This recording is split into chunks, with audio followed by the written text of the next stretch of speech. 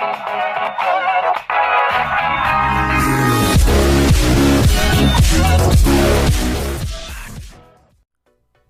is up, guys? Jay here, aka Jay Gaming, and welcome to episode 1 of my career mode. I'm going to be starting off, as you can probably tell from the thumbnail, the name of the video and all this, all that stuff.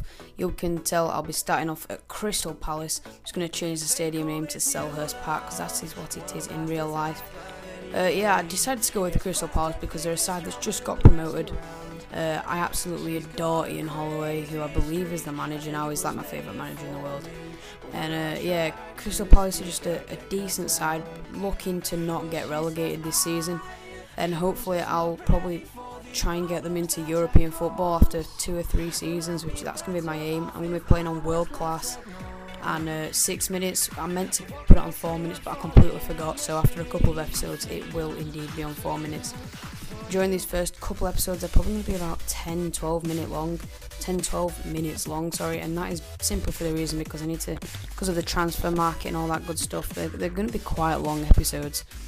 So I'm sorry about that, guys, or I'm glad about that if that's what you're into. I'm just going to put my name here. I'm just going to put J Rowlands, as that is indeed my real name. Well, kind of my real name, not my full real name, because then I wouldn't put that shit on YouTube.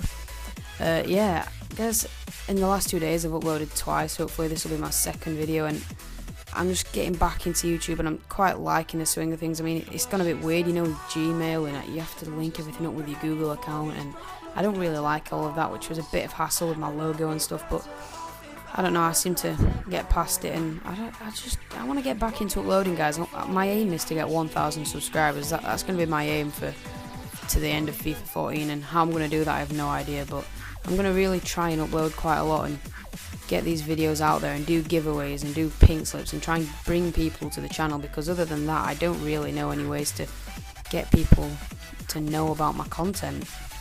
So yeah, there's going to be a video uploaded probably in the next couple of days, which is going to be a squad builder, and that's going to be a Serie A team, and it's worth about 100k, and it's a very, very, very solid team, my favourite team so far on FIFA 14, better than the BBVA squad I uploaded the other day.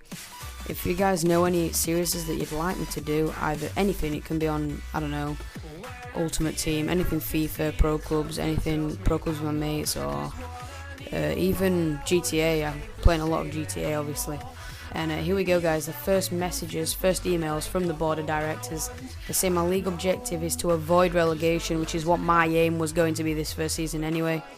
And then I get some emails about the global transfer network, and I'm not too interested in that. I won't be using that too much. I probably will use it a little bit because obviously it's a new feature in career mode, and obviously I'd like to use that a little bit, but I'm not too bothered about it anyway. And this is my first squad, guys. I've just finishing it all up. Not been any transfers or anything. We've got Speroni in goal, something Ward, I can't remember his first name, and Mariappa, Blake, Moxie, Campagna, Puncheon, Williams, Banan, Barry Bannan, who's a great player, Bolassi, and then Shamak up front. The team's a bit, it's kind of well spread, but then again, I don't have any wingers, so I'm definitely going to have to go out and sign a winger. Definitely going to have to go out and sign a keeper, because all the keepers I have are mid-30s, high 30s, and that's just far too old to even try and play at my club. I'm going to go out and try and sign a centre-back, hopefully, and also a left-back, or right-back, one or the other, and then a striker to round up the squad. My strongest position in this team is most definitely the central midfield sort of role. I've got plenty of young players, such as like Barry Bannan. I think there's a guy, I think he's called Williams, and there's Campagna. They're all 20 to 22-year-old players that are very solid, and I'll guess have an 80, mid-80s maybe rating, or potential, sorry. So I don't really see the need to go and sign any central midfielders. Ian Holloway has done a great job there. But just going into the global scouting network, whatever it's called, set one up for the wingers, trying to find a young dribbling winger that's not got long on his contract, so I might be able to pick him up cheaper than his actual price. And that's something I'd give you a tip, guys. If you are trying to pick up someone, make sure you try and find someone that's got a couple of years left on the contract, not like a massive 5-year deal, because then you're gonna have to pay a lot more for that, a substantial amount more for that player. So I decided to send one of my scouts to England, and I believe I sent the other one to Russia. I think. Yep, I do, definitely. I send the other scout to Russia. It's because like I played a career mode a couple of weeks ago at Everton, I think, and there was quite a lot of talent in Russia that I ended up signing. Like, I mean, Samuel Eto's just gone to Chelsea from Russia and all that. And here, guys, we find our first player that I'm hopefully going to sign. His name is Stefanos Capino.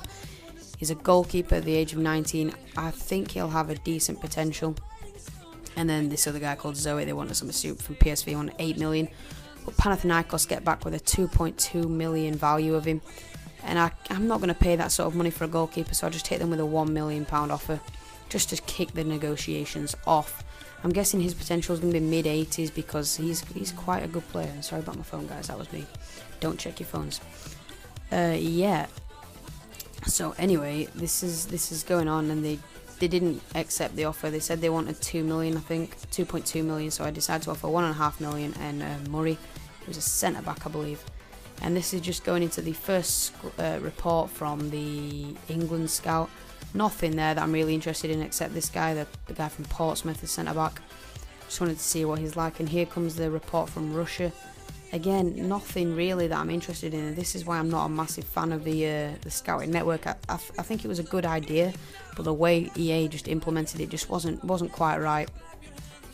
So they accept the offer that we sent them. So from a 5-year deal, 15 grand a week as an important first team player, and he will be taking the place of Speroni, who was a fantastic keeper for Crystal Palace when they were in the Championship. I can remember a game, I think it was Sheffield Wednesday versus Palace, I can't remember, and he just had an outstanding game, and he changed my view on him as a goalkeeper. But we decided to go and make an offer for Nathan Ake there of £600,000. It was a bit of a sort of an offer that I didn't really expect to get, accepted, but just go for it anyway. But the contract offer for Capino was indeed accepted, and there we go, guys. Accept the offer, and that is the first transfer we have made. I think it was 1.5 million, was it, and someone else. And the loan to buy offer that I offered for Nathan Ake was not accepted, so I just went out and just decided to offer 1 million just as a sort of fee. And then Middlesbrough offer for O'Keefe, I returned that for 500,000. So here we go, guys. Capino works his way straight into the first 11, and Speroni is going to have to take probably his last season on the bench, which is a bit unfortunate for the guy. But Blackburn Rovers come back, and I say you give me £850,000 for Owen Garvin, and you can have him. And here is hopefully going to be my striker, or one of the strikers is going to be Benzia. So I inquire about him, and also Yesil, who's a German Liverpool player, I believe, who's very young. He's probably got a very high potential, but I believe from his Ultimate Team card, he starts off at a really low rating, so he's probably not going to be. I'm probably going to try and look to get him on loan. But I offer 1.4 million for Yassim Benzia, who's a quality player, a quality striker from Olympique Lyon. For fuck's sake, my phone keeps going off. Sorry, guys. But yeah, Yesil here. Just offer him loan, just no future fee, full season loan, just in case my strikers do get injured and some crazy shit happens and I need a striker just to fill in for, the not the Carling Cup, fucking hell, that was ages ago, the Capital One Cup, or even the FA Cup if needed. So here's the scouting network again. The centre backs they pull back. There was Harry Maguire, who I sort of had a look at, and I think I offered 500,000 for him in the end, because I'm a Sheffield United supporter, for those of you that don't know, and I really like him. But the Benzia offer got accepted, so I offer him a 5-year deal and 5 grand a week, and hopefully he'll accept. And here's the second completed transfer. It's a loan deal for Samid Yesil of Liverpool.